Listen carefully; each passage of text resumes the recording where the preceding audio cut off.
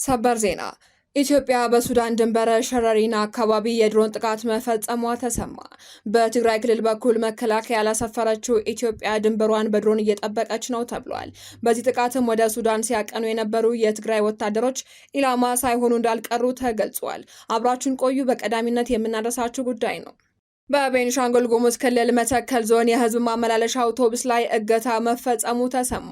በዚሁ ስፍራ ታጣቂዎች አንድ የህዝብ ታታ አውቶቡስ አስቁመው 14 ተሳፋሪዎችን ሲቀሩ ሌሎችን አፍነው ወስደዋል ተብሏል።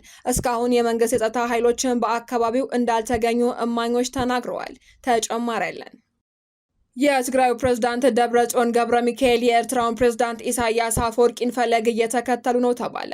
የፕሬዝዳንትነት ወንበር ያልበቃቸው ዶክተር ደብረጽዮን ገብረ ሚካኤል ራሳቸውን የትግራይ ተዋጊ ኃይል ዋና አዛዥ አድርገው መሾማቸው ተሰምቷል። ደብረጽዮን እንደ ሻዕቢያ መንግስት ሁሉ ወታደራዊ ግዳጅ ግዴታን የሚያደርግ አዋጅ ማጽደቃቸው አስደንጋጭ ሆኗል። ዝርዝሩን ይዘናል። በቅርቡ በአርሲ ዞን በኦርቶዶክስ አማኞች ላይ የተፈጸመውን ግድያ አጥብቀው ያወገዙት ዲያቆን ዘላለም ታዬ በመንግስት አካላት ታፍነው መወሰዳቸው ተሰምቷል። ተጨማሪ አለን።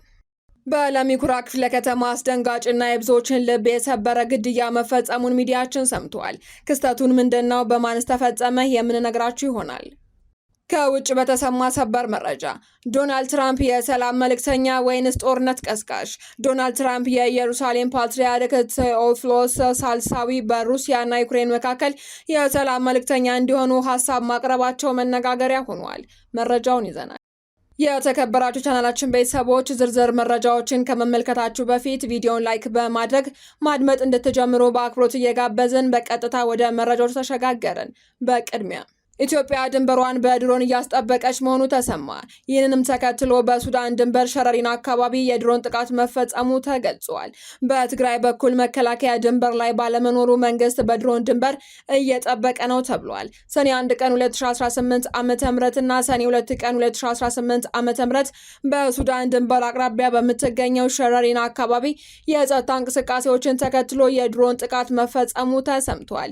የደረሱ መረጃዎች እንደሚያመላክቱት ከጥቃቱ በፊት ሰኞ ዕለት የትግራይ ታጣቂዎች በኤርትራ በኩል በእግር ተጉዘው ወደ ሱዳን ለመሻገር ሸረሪና ደርሰው የነበረ ሲሆን ትላንትና ደግሞ የጦር መሳሪያና ሎጂስቲክስ የጫኑ 2 ኦራልና 5 ኤፍኤስአር መኪኖች ወደ ስፍራው አቅንተዋል ተብሏል።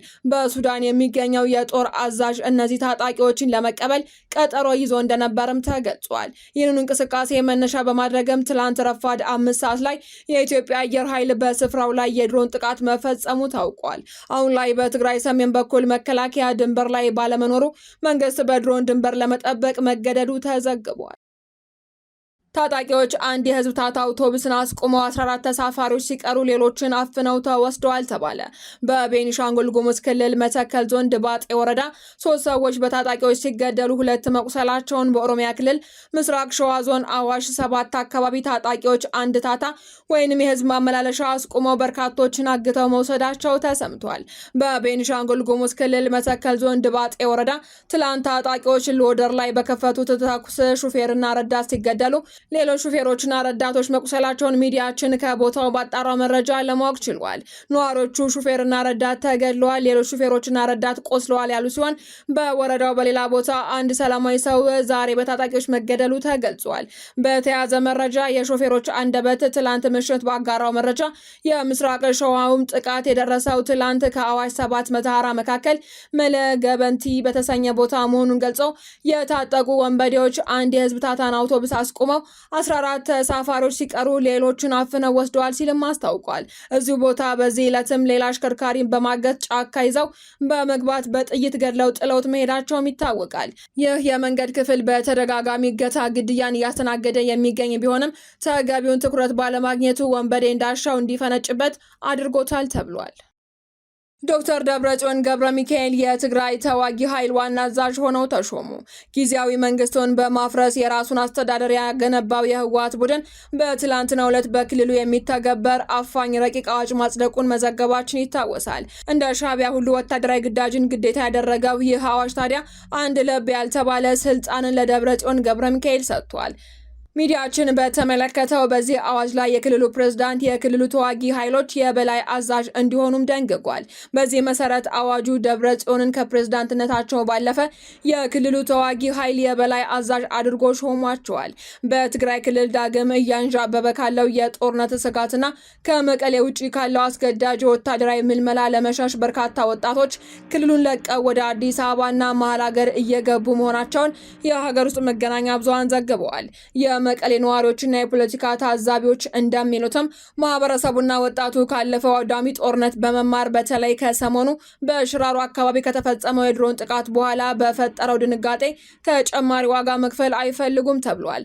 ወጣቶችም ከጦርነት ይልቅ ሰላም ወዳለበት አካባቢ ሄዶ መስራትና መለወጥን ምርጫቸው ማድረጋቸውንና ከፕሪቶሪያው ስምምነት በኋላ በክልሉ ባለው የፖለቲካ መከፋፈል ተስፋ በመቁረጥ አቅማቸው የፈቀደውን ሁሉ በማድረግ በአውሮፕላን ጭምር ከክልሉ እየሸሹ መሆናቸውን አስረድተዋል።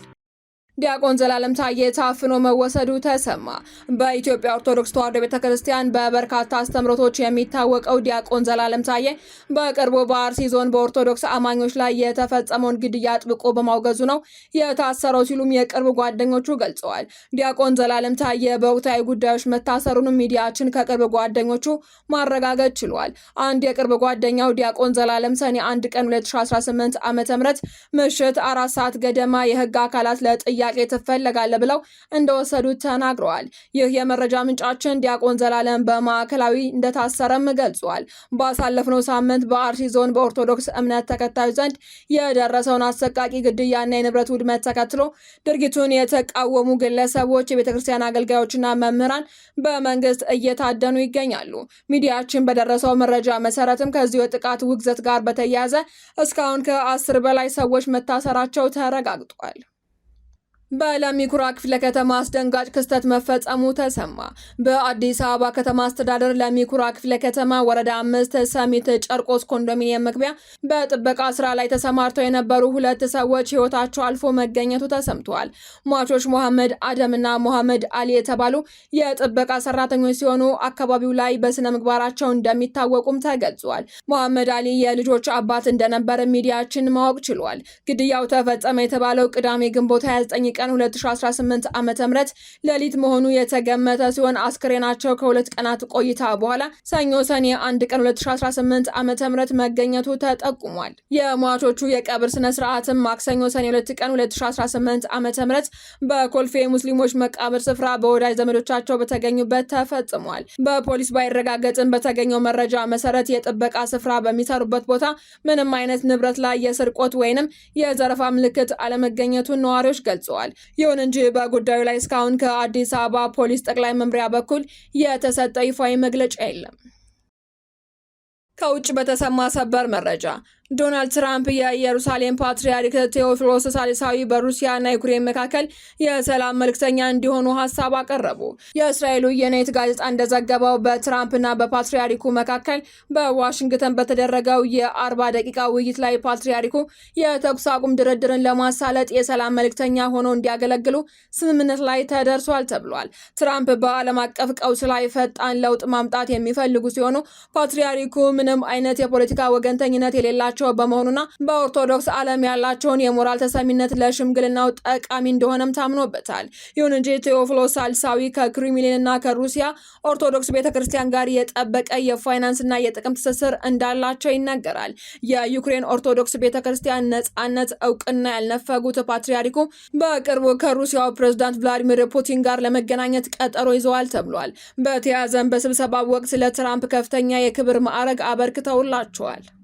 ዜናዎቻችን አበቃን። በሰላም ቆዩን።